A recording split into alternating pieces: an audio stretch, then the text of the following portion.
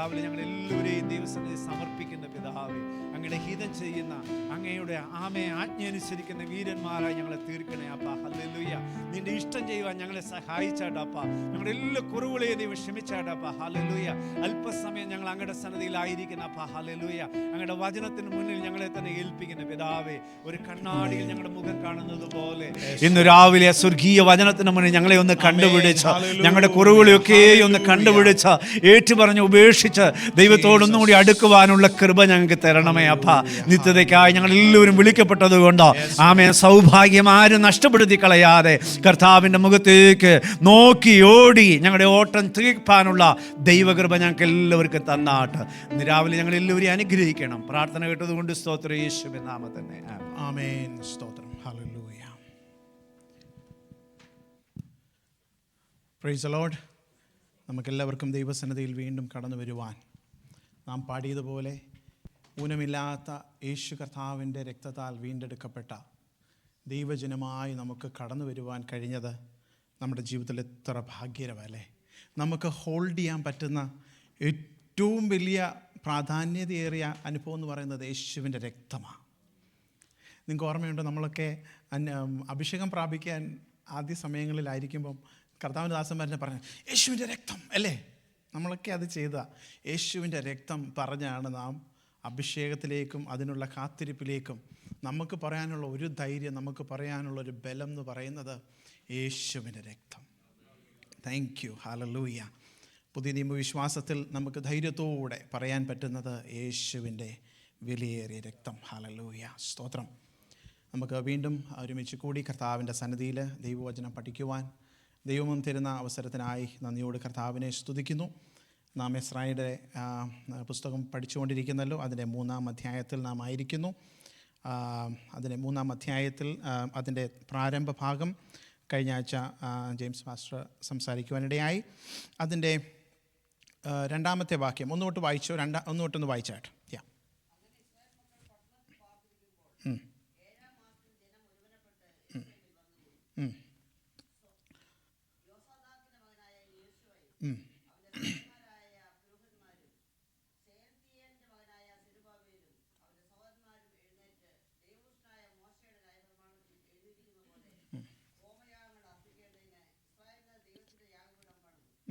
അടുത്ത വാക്യം.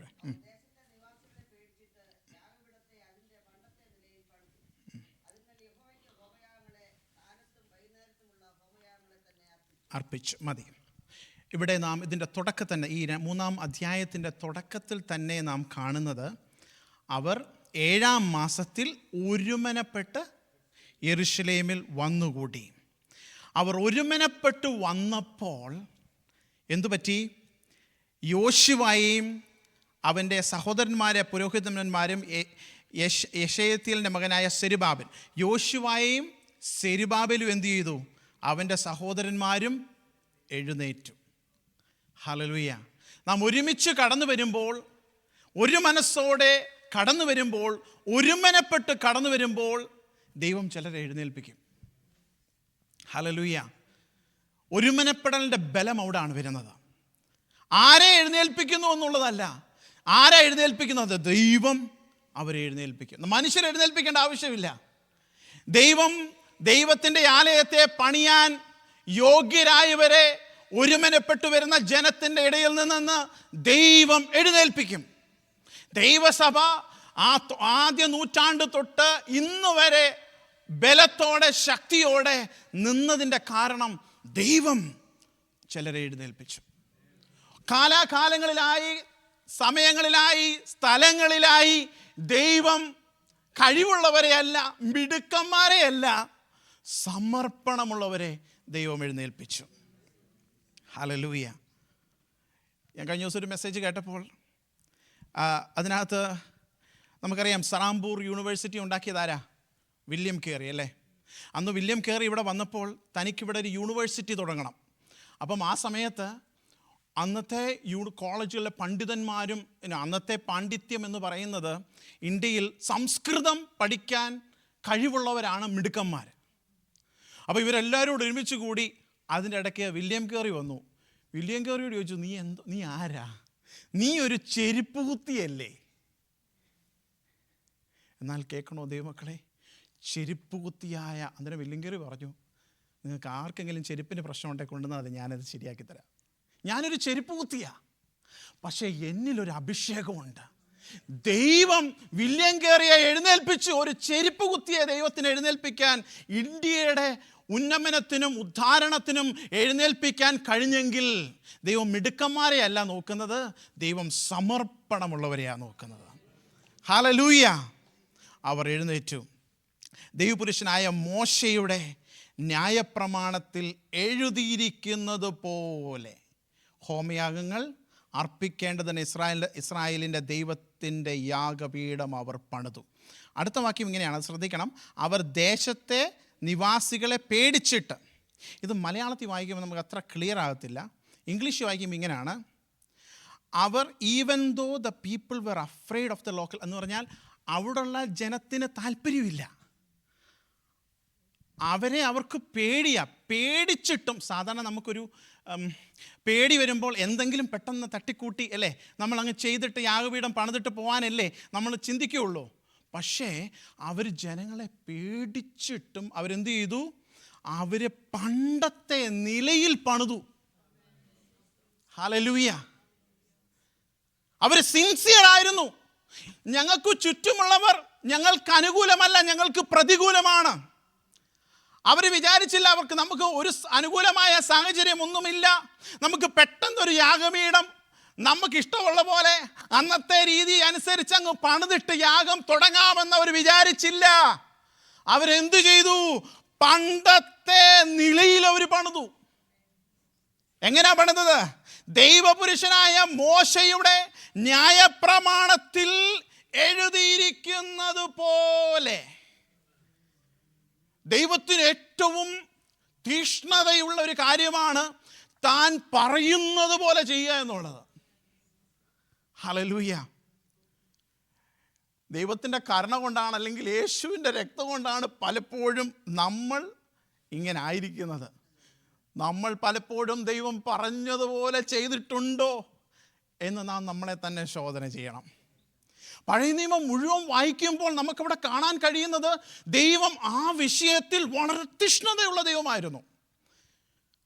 ഉൽപ്പത്തി പുസ്തകം 6:22 നോഹയെ പറ്റി പറയുന്നത്, ദൈവം തന്നോട് കൽപ്പിച്ചതൊക്കെയും നോഹ ചെയ്തു. അങ്ങനെ തന്നെ അവൻ ചെയ്തു. കണ്ടോ എത്രമാത്രം പ്രാധാന്യം കൊടുത്താ പറഞ്ഞത്? നോഹ അങ്ങനെ തന്നെ ചെയ്തു. Praise the Lord. ഹല്ലേലൂയ. പുറപ്പാട് പുസ്തകത്തിൽ ഈ കൂടാരവും ദേവാലയവും ഇതെല്ലാം പണിയുമ്പോൾ മോശയോട് കർത്താവ് ഒരു കാര്യം പറഞ്ഞു. പുറപ്പാട് പുസ്തകം 25:40 ഇങ്ങനെ വായിക്കുന്നു, പർവ്വതത്തിൽ വെച്ച് കാണിച്ചു തന്ന മാതൃക പ്രകാരം അവയെ ഉണ്ടാക്കുവാൻ സൂക്ഷിച്ചു കൊള്ളണം. കർത്താവ് പറയാ, സൂക്ഷിച്ചു കൊള്ളണം, ഞാൻ തന്ന മാതൃക പ്രകാരം മാത്രമേ ഉണ്ടാക്കാൻ പാടുള്ളൂ. ഞാൻ ഈ ഭാഗം ഇങ്ങനെ ധ്യാനിച്ചു വന്നപ്പോൾ പെട്ടെന്ന് എൻ്റെ മനസ്സിലേക്ക് വന്നു, മോശ ദൈവപുരുഷനായിരുന്നല്ലേ, പക്ഷേ മോശയ്ക്ക് കനാൻ ദേശം കാണാൻ പറ്റിയോ? എന്തുകൊണ്ടാ കാരണം? ഞാനത് ഓർത്തിരുന്നു ദൈവസന്നിധിയിൽ ആലോചിച്ചു. കർത്താവേ, നമ്മൾ ചിന്തിക്കും ആ ഒരു ഭയങ്കര ഹാർഷ് പണിഷ്മെൻ്റ് അല്ലായിരുന്നോ? ഒരൊറ്റ കാരണത്താലാണ്. പുറപ്പാട് പുസ്തകം 17-ാം അധ്യായം വായിക്കുമ്പോൾ അവിടെ മോശയോട് കർത്താവ് എന്താ പറയുന്നത്? നീ അടിക്കണം. മോശ അടിച്ചു. എന്നാൽ സംഖ്യാപുസ്തകം 20-ാം അധ്യായത്തിലേക്ക് കടന്നു വരുമ്പോൾ അവിടെ പറയുന്നതെന്ന് വായിക്കാം. സംഖ്യാപുസ്തകം 20-ാം അധ്യായം 7-ാം വാക്യം തൊട്ടൊന്ന് വായിച്ചാട്ടെ. യഹോവ മോശയോട്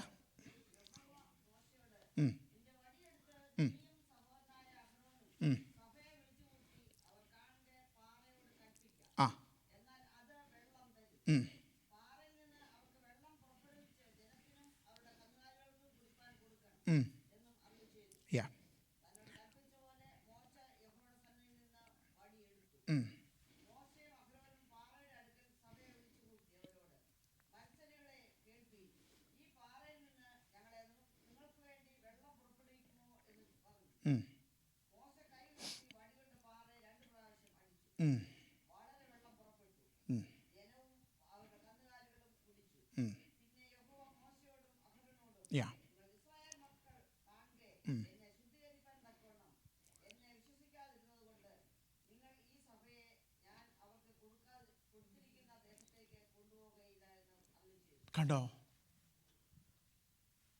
നിങ്ങൾ ഇസ്രായേൽ മക്കൾ കാൺകെ എന്നെ ശുദ്ധീകരിപ്പാൻ തക്കവണ്ണം എന്നിൽ വിശ്വസിക്കാതിരിക്കയാൽ. ഹല്ലേലൂയ. ദൈവം പറഞ്ഞ കൽപ്പനകൾ അതുപോലെ അനുസരിച്ചില്ലെങ്കിൽ അതിൻ്റെ കാരണം ദൈവത്തിൻ്റെ നാമത്തെ നാം ശുദ്ധീകരിക്കുന്നില്ല എന്നുള്ളതാണ്. അതാണ് അതിൻ്റെ പ്രാധാന്യം. ഹല്ലേലൂയ. ദൈവം പറഞ്ഞു കൽപ്പിക്കുക, എന്നാൽ മോശ തൻ്റെ ഇമോഷണൽ വളരെ ദേഷ്യപ്പെട്ടാണ് മോശ ആയിരിക്കുന്നത്. എന്നാൽ മോശ അടിച്ചു. ദൈവം ജനത്തിൻ്റെ മുമ്പിൽ ദൈവം കൽപ്പിച്ചതിന് വിരോധമായി മോശ ചെയ്തപ്പോൾ ദൈവം പറഞ്ഞു, നീ എൻ്റെ നാമത്തെ ശുദ്ധീകരിച്ചില്ല, അതുകൊണ്ട് നീ അവിടെ എത്തത്തില്ല. ഹല്ലേലൂയ. ഇതൊരു ദൃഷ്ടാന്തമാണ്. നാം പഴയ നിയമം പഠിക്കുമ്പോൾ എപ്പോഴും നാം അതിൽ കർത്താവിനെ കണ്ടെത്തണം, അല്ലേ? ആ അടിച്ച പാറ എന്തുവായിരുന്നു? ആരായിരുന്നു? ആ പഠിച്ച പാറ ക്രിസ്തുവായിരുന്നു. 1 കൊരിന്ത്യർ 10:4 ഒരേ ആത്മീയ ആഹാരം തിന്നു, എല്ലാവരും ഒരേ പാനീയം കുടിച്ചു, അവരെല്ലാം അനുഗമിച്ച് ആത്മീയ പാറയിൽ നിന്നല്ലോ അവർ കുടിച്ചത്, ആ പാറ ക്രിസ്തുവായിരുന്നു. ഹല്ലേലൂയ. ആ ഒരു ആത്മീക വെളിപ്പാട് അവിടെ അവർക്ക് കിട്ടിയില്ല. എന്നാൽ മോശയെക്കുറിച്ച് കർത്താവ് എക്സ്പെക്റ്റ് ചെയ്തത് മോശയെ തിരിച്ചറിയണമെന്നായിരുന്നു. ഹല്ലേലൂയ. എന്നാൽ മോശ അത് ചെയ്തില്ല. അതുകൊണ്ട് മോശയ്ക്ക് കനാൻ ദേശത്തെത്തുവാൻ കഴിഞ്ഞില്ല. അതുകൊണ്ട് ജോശുവയോട് കർത്താവ് പറഞ്ഞപ്പോൾ കർത്താവ് പറഞ്ഞു, ജോശുവയുടെ 1-ാം അധ്യായം ഇങ്ങനെ പറയുന്നു, 7-ാം വാക്യം, എൻ്റെ ദാസനായ മോശ നിന്നോട് കൽപ്പിച്ചിട്ടുള്ള ന്യായപ്രമാണമൊക്കെയും അനുസരിച്ച് നടക്കേണ്ടതിന് നല്ല ഉറപ്പും ധൈര്യമുള്ളവനായി മാത്രമിരിക്കുക. ചെല്ലുന്നിടത്തൊക്കെയും നീ ശുഭമായിരിക്കേണ്ടതിന് അത് വിട്ട് ഇടത്തോട്ടോ വലത്തോട്ടോ മാറരുത്. കർശനമായി ദൈവം യോശുവയോട് പറഞ്ഞു, നീ ഇടത്തോട്ടും മാറരുത് വലത്തോട്ടും മാറരുത്, ഞാൻ പറഞ്ഞതിൽ തന്നെ നിലകൊണ്ടാൽ ഈ ന്യായപ്രമാണ പുസ്തകത്തിലുള്ളത് നിന്റെ വായിൽ നിന്ന് നീങ്ങിപ്പോകരുത്. അതിൽ എഴുതിയിരിക്കുന്നത് പോലെയൊക്കെയും പ്രമാണിച്ച് നടക്കേണ്ടതിന് നീ രാവും പകലും അത് ധ്യാനിച്ചു കൊണ്ടിരിക്കണം. എന്നാൽ നിന്റെ പ്രവൃത്തി സാധിക്കും, നീ കൃതാർത്ഥനായും ഇരിക്കും. ഹല്ലേലൂയ. ദൈവമക്കളെ, ഇവിടെയാണ് നമ്മുടെ അനുഗ്രഹം നാം തിരിച്ചറിയേണ്ടത്. എത്ര നിയമങ്ങളുണ്ട് പഴയ നിയമത്തിൽ? 612 നിയമങ്ങൾ മുഴുവൻ അക്ഷരം പ്രതി പാലിച്ചെങ്കിൽ മാത്രമേ പഴയ നിയമത്തിലൊരു നീതിമാനായിരിക്കുവാൻ കഴിയത്തുള്ളൂ. അതൊരു മനുഷ്യനാലും സാധിക്കുകയില്ല. എന്നാൽ ദൈവമക്കളാന്ന് നമുക്ക് പറയാൻ പൗലോസ് ഒരു കാര്യം പറഞ്ഞിട്ടുണ്ട്. റോമാലേഖനം 8-ാം അധ്യായത്തിലേക്ക് കടന്നു വരും. ഇതാണ് ഏറ്റവും വലിയ ഒരു മർമ്മം നാം തിരിച്ചറിയേണ്ടത്. 8-ാം അധ്യായം 1-ാം വാക്യം, അതുകൊണ്ട് ഇപ്പോൾ ക്രിസ്തുവേശുവിലുള്ളവർക്ക് ഒരു ശിക്ഷാധിപതിയുമില്ല. ജീവന്റെ ആത്മാവിൻ്റെ പ്രമാണം എനിക്ക് പാപത്തിൻ്റെയും മരണത്തിൻ്റെയും പ്രമാണത്തിൽ നിന്ന് ക്രിസ്തുവേശുവിൽ സ്വാതന്ത്ര്യം വരുത്തിയിരിക്കുന്നു. പുതിയ നിയമം ദൈവമക്കളെ, നമ്മൾ ചെയ്ത് ജീവിക്കുവാൻ, ന്യായപ്രമാണം ചെയ്യുവാനല്ല നമ്മളെക്കുറിച്ച് ആഗ്രഹിക്കുന്നത് എന്തുവാണ്? ക്രിസ്തു നമ്മിൽ. ഹല്ലേലൂയ. നമുക്ക് വേണ്ടി ക്രിസ്തു ചെയ്തു തീർത്തു. ഹല്ലേലൂയ. ഇനി നാം എന്തുവാ ചെയ്യേണ്ടത്? ക്രിസ്തു നമ്മിൽ വസിക്കുവാൻ ഏൽപ്പിച്ചു കൊടുക്കുക എന്നുള്ളതാണ് ദൈവസഭയെക്കുറിച്ചുള്ള ദൈവത്തിൻ്റെ ഇഷ്ടം. ഹല്ലേലൂയ. എത്ര അനുഗ്രഹിക്കപ്പെട്ട അനുഭവമാണ്. നാം ഓരോരുത്തരും ഇതൊക്കെ ചെയ്ത് അക്ഷരം പ്രതി ചെയ്യണമായിരുന്നെങ്കിലുള്ള അവസ്ഥയൊന്ന് ആലോചിച്ച് നോക്കി. എന്നാൽ ഇന്ന് ഒറ്റ കാര്യം ചെയ്താൽ മതി. നമ്മൾ പറയും, കർത്താവേ നീ എന്നിൽ വസിക്കുക, എന്നെ കൊണ്ടിത് സാധ്യമല്ല, ഇത് മനുഷ്യന് കഴിയത്തില്ല. യേശുവേ നീ എന്നിൽ വസിച്ച് നീ എന്നിൽ കൂടെ പ്രവർത്തിക്കുക എന്ന് പറയാം. ഹല്ലേലൂയ. മുന്നോട്ട് പോകാം. അതിൻ്റെ 4-ാമത്തെ വാക്യം വായിച്ചാട്ടെ. എസ്രാ 3:4. ആ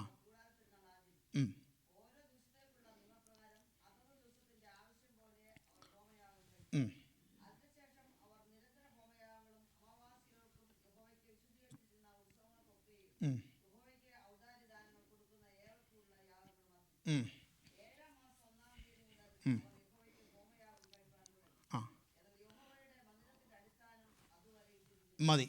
യഹോവയുടെ മന്ദിരത്തിൻ്റെ അടിസ്ഥാനം പക്ഷെ അവർ ആരാധന തുടങ്ങി. അയ്യോ, ഞാനിത് പെട്ടെന്ന് വായിച്ചപ്പോൾ നമ്മുടെ പെന്തക്കോസ്ത് സഭകളൊക്കെ അങ്ങനെയല്ലേ തുടങ്ങിയേ? നമ്മൾ ആരെങ്കിലും ബിൽഡിങ് പണിതിട്ടാണ് ആരാധന തുടങ്ങിയേ? നമ്മളൊരു സ്ഥലത്ത് പ്രവർത്തനം ആരംഭിക്കുമ്പോൾ അവിടെ പോയി ആദ്യം എന്തു ചെയ്യും? നമുക്ക് കിട്ടിയ സ്ഥലത്ത് ആരാധന തുടങ്ങും. ഹല്ലേലൂയ. പുറമേയുള്ള കാണുന്നതല്ല ദൈവം നോക്കുന്നത്. ദൈവം എവിടെ യാഗം, നിരന്തരമായ യാഗം അവിടെ കഴിക്കുവാൻ തുടങ്ങി. അവർ യാഗം കഴിച്ചപ്പോൾ, ദൈവത്തിൻ്റെ സാന്നിധ്യം അനുഭവിച്ചപ്പോൾ അവരുടെ ഭയം മാറി, അവരുടെ ക്ഷീണം മാറി. അവർ ചുറ്റുപാടുള്ളവരെ ഓർത്ത് അവർ ഭയപ്പെട്ടില്ല. കാരണം ദൈവത്തിൻ്റെ തീ, ദൈവത്തിൻ്റെ ശക്തി അവർ അനുഭവിക്കുവാൻ തുടങ്ങി. ഹല്ലേലൂയ. ദൈവസഭകൾ ഉടലെടുത്തത് മുഴുവൻ അങ്ങനെയാണ്. ദൈവദാസന്മാർ തരിശു പോലെ കിടന്ന, ഒരാരാധനയുമില്ലാത്ത, ഒരു വിശ്വാസികളുമില്ലാത്ത പാ മാത്രം. ഞാൻ ടെസ്റ്റ് മണി പലതും കേട്ടിട്ടുണ്ട്. അവർക്കൊരു പാ മാത്രമല്ലായിരുന്നു ജെയിംസ് ശാസ്ത്രേ, പാ മാത്രമേ ഉള്ളായിരുന്നു. എന്നാൽ ആ പാ വിരിച്ചിട്ടു. 100 പേർക്ക് ഇരിക്കത്തക്ക രീതിയിൽ അവർ പാ വിരിച്ചിട്ടു. അവർ ആരാധന തുടങ്ങി. ആരാധന ആരംഭിച്ചപ്പോൾ ദൈവമക്കളെ കൂട്ടിവരുത്തുവാൻ തുടങ്ങി. Hallelujah, hallelujah. ഇത് പഴയ നിയമത്തിൽ നിഴലാണ്. ദൈവമക്കളെ, പുതിയ നിയമത്തിൽ ദൈവത്തിൻ്റെ സഭ വളർന്നത്, ലോകം മുഴുവൻ വളർന്നത് ഇങ്ങനെയാണ്. നാം പോകുന്നിടത്തൊക്കെയും ദൈവത്തെ ആരാധിക്കുന്ന, ജീവനോടെ ശക്തിയോടെ ആരാധനയുടെ മുമ്പിൽ അത്ഭുതങ്ങളും അടയാളങ്ങളും ദൈവം ചെയ്ത് ചുറ്റുപാടുള്ള ജനത്തിന് മുമ്പിൽ ഞാൻ സേവിക്കുന്ന ദൈവം, അവൻ യഥാർത്ഥ ദൈവമാണ്, അവൻ ജീവനുള്ള ദൈവമെന്ന് ദൈവം തെളിയിച്ചു. ഹല്ലേലൂയ. അപ്പോസ്തല പ്രവൃത്തി നാം വായിക്കുന്നുണ്ടല്ലോ. അവർ കടന്നു വരുന്നിട്ട് അവരെന്തു പറഞ്ഞു? ഇവർ സേവിക്കുന്ന ദൈവം ജീവനുള്ള ദൈവമാണ്. ദൈവസഭ ഇങ്ങനെയാണ് വളരേണ്ടത്. Hallelujah, hallelujah. അവർ ആരാധന തുടങ്ങി. അത് ഏകദേശം 7 മാസത്തോളം, അതിൻ്റെ 7-ാം വാക്യം മുതൽ 13-ാം വാക്യം വരെ ആലയം പണിയുന്ന വിഷയത്തെക്കുറിച്ചാണ് അവർ പറയുന്നത്. 7 മാസം അവർ യാഗം നിരന്തരമായി ചെയ്തു. അത് ചെയ്തപ്പോൾ ദൈവം അവർക്ക് അതിനുള്ള ആലയം പണിയാനുള്ള കാര്യങ്ങളൊക്കെ ക്രമീകരിക്കാനുള്ള ബുദ്ധിയും ജ്ഞാനവും കഴിവുകളും ജനങ്ങളെയും ഒക്കെ ദൈവം എഴുന്നേൽപ്പിച്ചു. അതിൻ്റെ 11-ാമത്തെ വാക്യം ഒന്ന് വായിച്ചാട്ടെ. ആ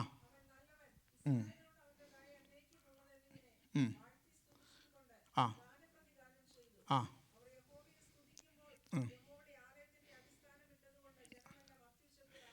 ഹല്ലേലൂയ. അവർ ഒരുമിച്ച് ദൈവത്തെ അത്യുച്ചത്തിൽ ആർത്താഘോഷിച്ചു. ഈ 7 മാസം കൊണ്ട് എന്ത് സംഭവിച്ചെന്നറിയാമോ? അവരെ ഒരുമനപ്പെടുത്തി. ഹല്ലേലൂയ. ഈ ഒരു അധ്യായം എടുത്തു കഴിഞ്ഞാൽ മൂന്ന് പ്രാവശ്യം അവർ പറയുന്നുണ്ട്. 1-ാം വാക്യത്തിൽ ജനമെല്ലാം ഒന്നിച്ചുകൂടി. 9-ാം വാക്യത്തിൽ ജോലി ചെയ്യുന്നവരെല്ലാം ഒരുമിച്ച് നിന്നു. 11-ാമത്തെ വാക്യത്തിൽ അവരെന്ത് ചെയ്തു? ലേവ്യർ ഒരുമിച്ച് ദൈവത്തെ ആരാധിച്ചു. 3 കാര്യങ്ങൾ ഒരുമനപ്പെട്ടവർ ചെയ്തു. അവർ എന്ത് ചെയ്തു? അടിസ്ഥാനമിട്ടു. ഏകദേശം 50-70 വർഷത്തിന് മുമ്പ് ബാബിലോണിൽ വന്ന് ആ ആലയത്തിൻ്റെ മുഴുവൻ അതിനെ ഫ്ലാറ്റാക്കി കളഞ്ഞു. നമുക്കറിയാം, സങ്കീർത്തനത്തിൽ 11-ാം അധ്യായത്തിൽ ഇങ്ങനെ വായിക്കുന്നു, അടിസ്ഥാനം മറിഞ്ഞു പോയാൽ എന്തു ചെയ്യും? ഒരു കാര്യം ചെയ്യാനുള്ളൂ, വീണ്ടും അടിസ്ഥാനം ഇടുക. അവർ വീണ്ടും അടിസ്ഥാനം ഇട്ടു. ജനമെല്ലാം അത്യുച്ചത്തിൽ ആർത്ത് ഘോഷിച്ചു. ദൈവമക്കളെ, ഫിലിപ്പിയ ലേഖനം 2:2 പൗലോസ് പറയുന്നൊരു കാര്യമുണ്ട്. നിങ്ങൾ ഏക മനസ്സുള്ളവരായി, ഏക സ്നേഹം പൂണ്ട്, ഐക്യമത്യപ്പെട്ട്, ഏകഭാവമുള്ളവരായി ഇങ്ങനെ എൻ്റെ സന്തോഷം പൂർണ്ണമാക്കുവിൻ. പുതിയ നിയമത്തിലേക്ക് കടന്നു വരുമ്പോൾ പഴയ നിയമത്തിൽ അവർ ഒരുമിച്ച് നിന്നു, ഒരുമിച്ച് പണിതു, ഒരുമിച്ച് ആരാധിച്ചു. പുതിയ നിയമസഭയിലും ഇത് തന്നെയാണ്. ഏക മനസ്സോടെ, ഏക സ്നേഹം പൂണ്ട്, ഏകഭാവമുള്ളവരായി ദൈവത്തിൻ്റെ സന്നിധിയിൽ, അങ്ങനെ ദൈവത്തിൻ്റെ സന്നിധിയിൽ അവൻ്റെ സന്തോഷം പൂർണ്ണമാക്കുവാൻ ദൈവത്തിൻ്റെ സഭയെ ദൈവം ഇടയാക്കട്ടെ. ഹല്ലേലൂയ. നാം ഇങ്ങനെ വായിക്കുമ്പോൾ അതിൻ്റെ അടുത്ത വാക്യമൊന്ന് വായിക്കുമ്പോൾ അതിൻ്റെ 12-ാമത്തെ വാക്യം ഒന്ന് വായിച്ചാട്ടെ. ആ ആ ആ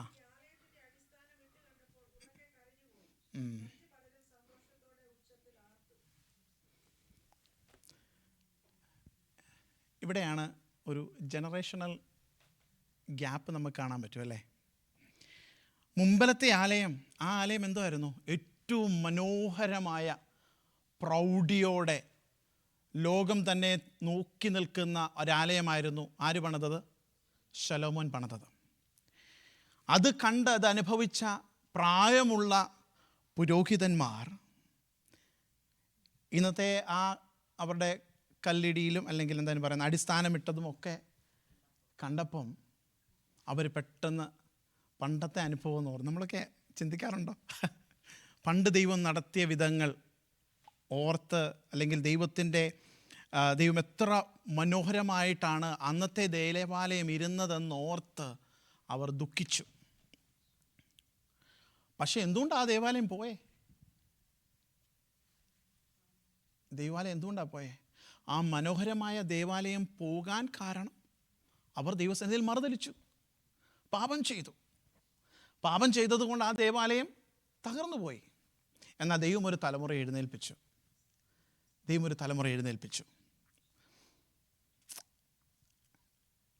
ഹല്ലേലൂയ. മറ്റു പലരും സന്തോഷത്തോടെ ഉച്ചത്തിൽ, അതിൻ്റെ അടുത്ത വാക്യം ഒന്ന് വായിക്കും, 13-ാമത്തെ വാക്യം വായിക്കുമ്പം അടുത്ത വാക്യം ഒന്ന് വായിച്ചേട്ടെ. ആ ആ ആ ഘോഷം ബഹുദൂരം കേട്ടു. ചിലർ കരഞ്ഞു, ചിലർ ചിരിച്ചു. എന്നാൽ എല്ലാം കൂടെ നോക്കുമ്പം, പുറത്തുള്ളവർ നോക്കുമ്പം എന്തുവാ? വലിയൊരാഘോഷം. ദൈവം ചിലത് ചെയ്യാൻ പോവാ. ഹല്ലേലൂയ. ഇന്ന് പകൽക്കാലം ദൈവമക്കളെ, നാം പുറമോട്ട് നോക്കി വേദനിക്കുന്നതിലും നാം മുൻപോട്ട് നോക്കി ജീവിക്കുക, ദൈവത്തിൽ പ്രത്യാശ വെച്ച് ജീവിക്കുക, ദൈവം ചെയ്യുന്ന പ്രവൃത്തികളെ ഓർത്ത് കർത്താവിനെ സ്തുതിക്കുക എന്നുള്ളത് വളരെ ഇമ്പോർട്ടൻ്റ്. ഞാനിത് ചിന്തിച്ചു പെട്ടെന്ന് ഹഗായി ഇതിനെപ്പറ്റി പറയുന്നുണ്ട്. ദൈവം ചോദിക്കുന്നുണ്ട്. ഹഗായിയുടെ പുസ്തകം 2-ാം അധ്യായം അതിൻ്റെ 1 മുതൽ വായിക്കാം.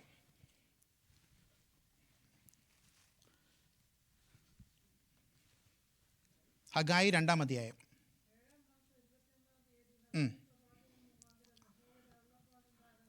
ആ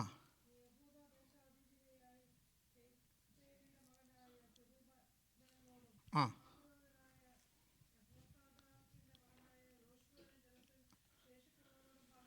അപ്പോൾ ആരാ ഈ ദേവാലയം പണിതത്?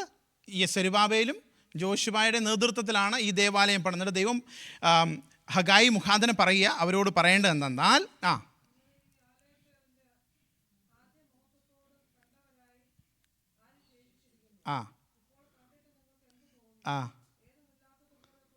കണ്ടോ, ദൈവം അവരുടെ കരച്ചിലും സന്തോഷവും എല്ലാം ദൈവം കാണുന്നുണ്ട്. എന്നിട്ട് ദൈവം ചോദിക്കുക, നിങ്ങൾക്ക് എന്ത് തോന്നുന്നു? ഏതുമില്ലാത്തതുപോലെ തോന്നുന്നില്ലയോ? അടുത്ത വാക്യം. ഇപ്പോഴോ ആ ആ ആ യാ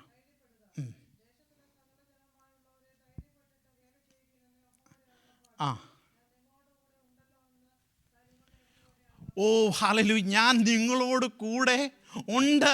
നിങ്ങൾ ക്ഷീണിച്ചു പോകണ്ട. നിങ്ങൾ പുറമേ ഉള്ളത് കണ്ട് നിങ്ങൾ തളർന്നു പോകരുത്. നിങ്ങൾ ഒരു കാര്യം ചെയ്തു. നിങ്ങൾ എൻ്റെ ദാസനായ മോശ അല്ലെങ്കിൽ ഞാൻ കൽപ്പിച്ച ന്യായപ്രമാണം അനുസരിച്ച് അതിൻ്റെ അടിസ്ഥാനം യഥാർത്ഥമായി എൻ്റെ കൽപ്രകാരം ഇട്ടതുകൊണ്ട് പുറമേ വലിയ മഹിമയും മോടിയും ഒന്നും ഇല്ലെങ്കിലും നിങ്ങൾ ധൈര്യപ്പെടുക. ജോശുവയെ പേര് പറഞ്ഞ് ദൈവം പറയുകയാണ്, സെരുബ്ബാബേലേ നീ ധൈര്യപ്പെടുക, ജോശുവയെ നീ ധൈര്യപ്പെടുക. എന്തുകൊണ്ട് ധൈര്യപ്പെടുവാൻ കഴിയും? അത് പുറമേയുള്ള മഹിമയും മോടിയും കണ്ടല്ല, ഞാൻ നിങ്ങളുടെ കൂടെയുണ്ട്. ഹല്ലേലൂയ. ഞാൻ നിങ്ങളുടെ കൂടെയുണ്ട്. നമുക്ക് എന്തെല്ലാം ഉണ്ടെങ്കിലും, എത്ര വലിയ ബിൽഡിംഗ് അല്ലെങ്കിൽ എത്ര ഭംഗിയുള്ളതുണ്ടെങ്കിലും ദൈവത്തിൻ്റെ സാന്നിധ്യമില്ലെങ്കിൽ വല്ലതും പ്രയോജനമുണ്ടോ? ഞാൻ പണ്ടിവിടെ പറഞ്ഞിട്ടുള്ളത്, നമ്മൾ വലിയ ചരിത്രം അല്ലെങ്കിൽ 1000-500 വർഷം പഴക്കമുള്ള മോടിയും ഭംഗിയും ഉയർന്നു നിൽക്കുന്ന വലിയ പള്ളികളൊക്കെ വിട്ടിട്ടല്ലേ നമ്മുടെ പിതാക്കന്മാർ എങ്ങോട്ട് പോയത്? കുടിലുകളിൽ ആരാധിക്കാൻ പോയത് അല്ലേ? അവിടെ വലിയതൊന്നും കാണുവാനില്ലായിരുന്നു. അവിടെ വലിയ ചരിത്രമൊന്നും പറയുവാനില്ല. അവിടെ വലിയ കല്ലറകളോ ഒന്നുമില്ല. ഒരു മുറിയും അല്ലെങ്കിൽ ചെറ്റക്കുടിലേക്ക് അവരുടെ ആരാധന മാറ്റിയതിൻ്റെ കാരണം അവർക്കൊരു കാര്യം മനസ്സിലായി: ഞങ്ങൾ ദൈവവചനത്തിലേക്ക് മടങ്ങി വന്നു. ദൈവവചനത്തിലേക്ക് മടങ്ങി വന്നപ്പോൾ ദൈവത്തിൻ്റെ സാന്നിധ്യം അവിടെയുണ്ട്. അതുകൊണ്ട് സെരുബ്ബാബേലേ, യോശുവായെ, നീ തകർന്നു പോകണ്ട, നീ തളർന്നു പോകണ്ട. പഴയതിനെ ഓർത്ത് നീ വിലപിക്കേണ്ട, വിട്ടുപോയതിനെ ഓർത്ത് നീ കരയണ്ട. ഇന്ന് നീ ധൈര്യപ്പെടുക, ഞാൻ നിങ്ങളുടെ കൂടെയുണ്ട്. ഹല്ലേലൂയ. 5-ാമത്തെ വാക്യം.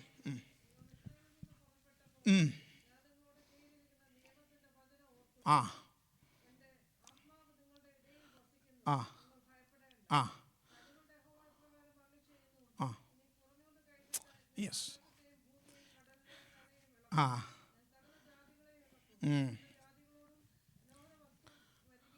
ആ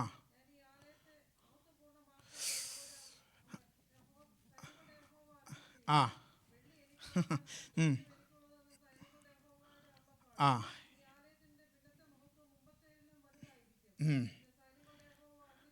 ആ. ഹല്ലേലൂയ. വെള്ളിയും പൊന്നും എല്ലാം എനിക്കുള്ളത്.